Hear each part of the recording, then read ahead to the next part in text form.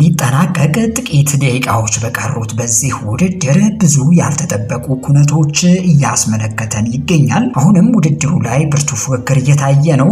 ኢትዮጵያውያን አትሌቶችም ከፊት ሆነው ውድድሩን እየመሩት ይገኛሉ። ከፊት መስመር የምትታየው የኢትዮጵያዊቷ አትሌት ትዕግስት ገዛኸኝ ነች። አትሌት ትዕግስት ገዛኸኝ በፓራ ኦሎምፒክ ውድድሮች ላይ ለሀገሯ ወርቅ ያስገኘች አትሌት እንደሆነችም ይታወቃል። አሁን ደግሞ ከዚህ በፊት ተወዳድራ በማታውቀው የማራቶን ውድድር ላይ የተወዳደረች ትገኛለች። በስክሪኑ ላይ እየተመለከታችሁት እንዳለው አትሌቷ ከፊት ሆና ውድድሩን ለማሸነፍ ጥርሷን ነክሳ ወደፊት በመገስገስ ላይ ትገኛለች። በነገራችን ላይ አትሌት ትዕግስት ገዛኸኝ በጭላንጭል ብቻ ማየት የምትችል አትሌት ነች። ለማራቶን ብቻም ሳይሆን ሙሉ በሙሉ ማየት ከሚችሉ አትሌቶች ጋር ስትወዳደር ይሄ የመጀመሪያዋ ውድድር ነው። ውድድሩ ደግሞ የ2026ቱ የዶሃ የሴቶች ማራቶን ነው። ከአትሌት ትዕግስት ጀርባ ኢትዮጵያውያኑ ትዕግስት ግርማ፣ ሙሉ ሀብተ ጸጋ፣ ኬንያዊቷ አማና ሞርሲ፣ ሮማን ግዳይ እና አለም ፀሐይ መኩሪያ ይገኛሉ። ኢትዮጵያውያን ውድድሩን በበላይነት ለመቆጣጠር ከመጀመሪያው አንስቶ ያደረጉት ታክቲካዊ ብስለት እጅግ የሚያስደንቅም ሆኗል። አሁንም ውድድሩ ለማሸነፍ ወደፊት በመገስገስ ላይ ይገኛሉ። ከዓለማችን ታላላቅ የማራቶን ውድድሮች መካከል አንዱ የሆነው የዶሃ ማራቶን በማሸነፍ የኢትዮጵያን ባንዲራ ማን ቀድሞ ገብቶ ያውለበለብ ይሆን ወይስ ባለልምዷ ኬንያዊት አትሌት አማና ሙርሲ ውድድሩ ላይ ከፊት መጣ ታሸንፍ ይሆን? አብረን የምንመለከተው ይሆናል። በነገራችን ላይ በዚህ ውድድር ላይ የመጀመሪያዋ እንደመሆኑ ትዕግስት ገዛኸኝ ውድድሩ ላይ ትንሽ ሊከብዳት ይችላል ተብሎ ተጠብቆም ነበረ። ነገር ግን የአትሌቲክስ ተንታኞች ግምት ፎርሽ በማድረግ አትሌት ትዕግስት ይኸው ከፊት ሆና ውድድሩን እየመራች ትገኛለች። ምንም አይነት ድካም ፊቷም ላይ አይነበብም። በፓራ ኦሎምፒክ ውድድሮች ላይ በ2020 በቶኪዮ እና በ2024 የፓሪስ ኦሎምፒክ የፓራ ኦሎምፒክ ውድድሮች ላይ ለሀገሯ የወርቅ ሜዳሊያ ያስገኘችው ብርቷ አትሌት ትዕግስት ገዛኸኝ በማራቶን መድረክ ላይ ለመንገስ የዶሃ ጎዳናዎችን አሳብራ አሁንም ወደፊት እየገሰገሰች ትገኛለች። ውድ የዛሬ የአትሌቲክስ ቤተሰቦች ከእናንተ የሚጠበቀው ቪዲዮውን ላይክ ማድረግ ብቻ ነው። እኛ ረዥሙን የማራቶን ውድድር ለእናንተ እንዲያመች አድርገን እንዲህ አሰናተን አቅርበንላችኋል። የሀገራችንን ሰንደቅ ዓላማ በዓለም መድረክ ከፍ አድርገው ለሚያውለበልቡ አትሌቶቻችን መልካሙን ሁሉ ተመኙላቸው። አብራችሁንም ስለምትቆዩ እጅግ ደስ ብሎናል። አሁንም መልካም ቆይታ። ጥቂት ደቂቃዎች በቀሩት በዚህ የማራቶን ውድድር ለአሸናፊነት የተገመቱት አትሌቶች አሸናፊነታቸውን ያረጋግጡ ይሆን? አሁንም አብረን የምናየው ይሆናል። በጭላንጭል ብቻ የምትመለከቷ የጽናት ተምሳሌቷ አትሌት ትዕግስት ገዛኸኝ አሁንም በታላቁ ወኔ ውድድሩን በበላይነት ለማጠናቀቅ ወደፊት እያመራች ትገኛለች። አትሌት ትዕግስት ገዛኸኝ በአትሌቲክስ ውድድሮች ላይ ታሪክ መስራቷ አንድ ነገር ሆኖ በአይን እይታዋ ላይ የገጠማት የህይወት ፈተና እጅ አልሰጠም ብላ ይኸው ለብዙዎች ተምሳሌት እየሆነች ትገኛለች። አትሌቷ አሁንም አዲስ ታሪክ ለማጻፍ በዶሃ ጎዳናዎች ላይ እንደ አቦ ሸማኔ ወደፊት እየከነፈች ትገኛለች። በነገራችን ላይ የዶሃ ማራቶን ከዓለማችን ታላላቅ ውድድሮች መካከል አንዱ ነው። በአሁኑ ወቅት በዓለም አቀፍ የአትሌቲክስ ፌዴሬሽን የኤሊት ደረጃ የተሰጠው ታዋቂ የጎዳና ሩጫም ነው። ይሄን ውድድር ማሸነፍ መቻል ማለት ለአንድ አትሌት የሀገሩን ስም ከማስጠራቱ ባሻገር ለሌሎች ዓለም አቀፍ ውድድሮችና ለአዳዲስ እድሎች ራሱን የሚያሳይበት አጋጣሚም ነው። ኢትዮጵያውያን አትሌቶች ደግሞ በዶሃና በዱባይ ማራቶኖች ላይ የተሻለ ሪከርድ እንዳላቸው ይታወቃል። ሩጫው በዶሃ ውብ የባህር ዳርቻ ላይ የሚደረግ ሲሆን አትሌቶች የከተማዋን ዘመናዊና አስደናቂ ህንፃዎችና ፓርኮችን ታክከው ይሮጣሉ። ከላይ ለማስታወስ እንደሞከርነው በዶሃ ማራቶን ውድድሮችም ላይ ኢትዮጵያውያን አትሌቶች በተደጋጋሚ ጊዜ በማሸነፍ ይታወቃሉ። ለአብነትም በ2025 የዶሃ ማራቶን በሴቶች ውድድር ኢትዮጵያውያን አትሌቶች ከአንደኛ እስከ አምስተኛ ያለውን ደረጃ በመያዝ ፍጹም የበላይነታቸውን በማረጋገጥ ጭምር ማሸነፋቸው አይዘነጋም። ያለፈው ዓመት ኢትዮጵያዊቷ አትሌት እታለማው ስንታየው አንደኛ በመውጣት ውድድሯን ማሸነፏ አይዘነጋም። አሁን ከኋላ ያለችው ሙሉ ሀብተ ጸጋ ባለፈው ዓመት ሁለተኛ ነበር ሆና ያጠናቀቀችው። ዘንድሮም ይሄን የበላይነታቸውን ይዘው ያጠናቀቁ ይሆን የሚለው ጉዳይ ብዙዎችን በጉጉት አሁንም እየተጠባበቁት ይገኛሉ። እኛም መልካም እድል ለአትሌቶቻችን አሁንም እንመኛለን። እግረ መንገዳችሁ ቻናላችንን ላይክ፣ ሼር እና ሰብስክራይብ አድርጉ። ሀሳብ አስተያየታችሁ ማጋሩን። አሁንም መልካም ቆይታ።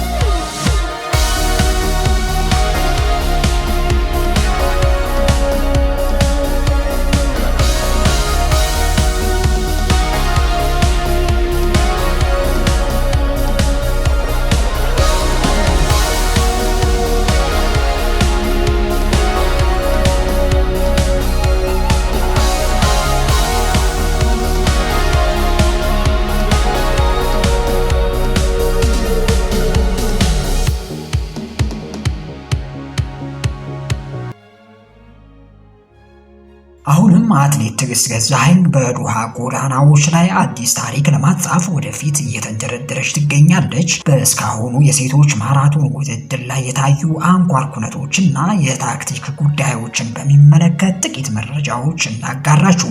የ2026 የዶሃ ማራቶን የሴቶች ውድድር የታክቲክ የበላይነት የታየበትና በተለይ አትሌት ትዕግስት ገዛኸኝ የታክቲክ ብልጫ እንዳላት በተግባር ያስመሰከረችበት ውድድርም ነው። ውድድሩ እንደተጀመረ በመጀመሪያዎቹ ጥቂት ኪሎ ሜትሮች ላይ አትሌቶች በቡድን ተያይዘው በመጓዝ ጉልበታቸውን ለመቆጠብ ጥረት ሲያደርጉ ተስተውሏል። በዚህ ሰዓት የነበረው ፍጥነት ወጥ የነበረ ሲሆን የኢትዮጵያውያን አትሌቶችም የመጀመሪያው ረድፍ የአትሌቶች ስብስብ ይዘው ሲሮጡም ታይቷል። ቆይቶ ግን ውድድሩ መልክ መቀየር ጀመረ። ትዕግስት ገዛኸኝና ሌሎች የኢትዮጵያ አትሌቶች እንዲሁም ኬንያዊቷ አትሌት ከዋናው ቡድን ተገንጥለው በመውጣት ፍጥነታቸውን በከፍተኛ ሁኔታ ጨመሩ። በዚህ የታክቲክ ለውጥ አትሌቶች እርስ በርሳቸው የሚያደርጉት ድንገተኛ ፍጥነቶችን በመጠቀም የተከታዮቻቸውን አቅም ለመፈተንም ሲሞክሩም ታይቷል። ትዕግስት ገዛኸኝ በተለይ ወደ መቃረቢያ አካባቢ የፊተኞቹን የአትሌቶች ስብስብ ፍጥነቷን ጨምራ ወጣች። ትዕግስት የወሰደችው የታክቲክ ውሳኔ በማራቶን ውድድር ልምድ ያላት አስመስሏታል። ከዚያ በኋላ ይኸው እስካሁን የአትሌቶች እሷ ላይ ለመድረስ እየሞከሩ ይገኛሉ። እሷም ግን ፍጥነቷን ጨምራ ወደፊት እየገነፈች ትገኛለች።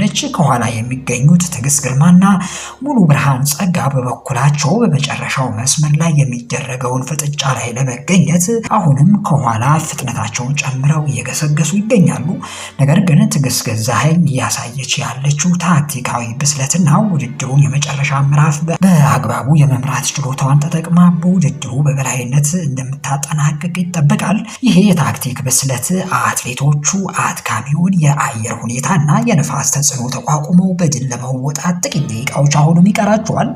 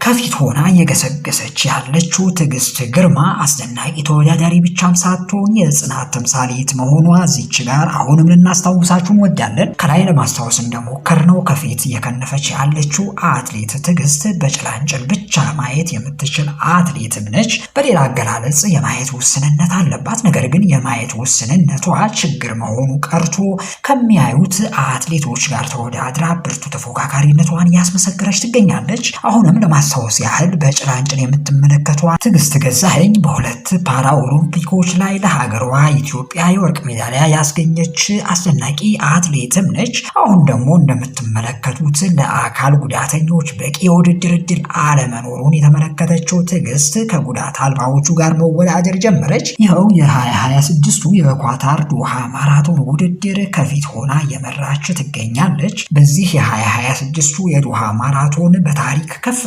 ሽልማትና ዝነኛ አትሌቶችን በዘንድሮ አሳትፈዋል። ውድድሩ ሲጀመር የኬንያና የኢትዮጵያ ጠንካራ አትሌቶች በመሪነት ተከታትለው ሲሮጡ ነበረ። በተለይም እስከ 35ኛው ኪሎ ሜትር ድረስ ፉክክሩ በአምስት አትሌቶች መካከል እጅግ የጠበቀ ውድድርም ነበረ። የውድድሩ ክስተት የሆነችው አትሌት ትዕግስት ገዛኸኝ በዚህ ውድድር ያሳየችው ብቃት ብልህነት የታከለበት ሩጫ የሚባልም አይነት ነበረ። መጀመሪያ ላይ ከዋናው ቡድን ጋር በመሆን ጉልበቷን ስትቆጥብም ታይታለች። መጨረሻ ላይ ግን ማንም ያልጠበቀው አስደናቂ ፍጥነት በማሳየት ተቀናቃኞቿን ጥላ ወጥታለች።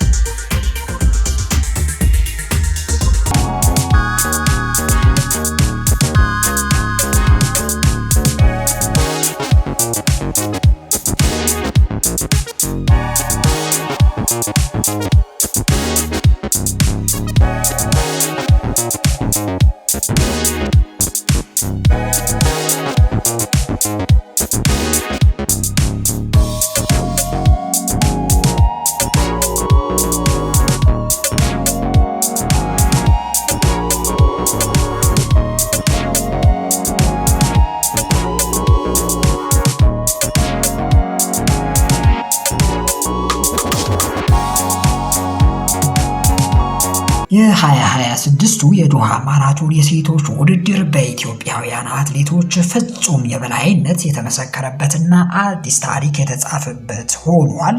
በተለይ በፓራ ኦሎምፒክ ውድድሮች ላይ በ1500 ሜትር የወርቅ ሜዳሊያ በማምጣት የምትታወቀው ትዕግስት ገዛኸኝ አሁን ደግሞ በዚሁ በማራቶን ውድድር በ2 ሰዓት ከ21 ደቂቃ ከ14 ሴኮንድ በሆነ ግሩም ሰዓት አንደኛ በመውጣት ያስመዘገበችው ድል የውድድሩ ዋነኛ መነጋገሪያ ሆኗል።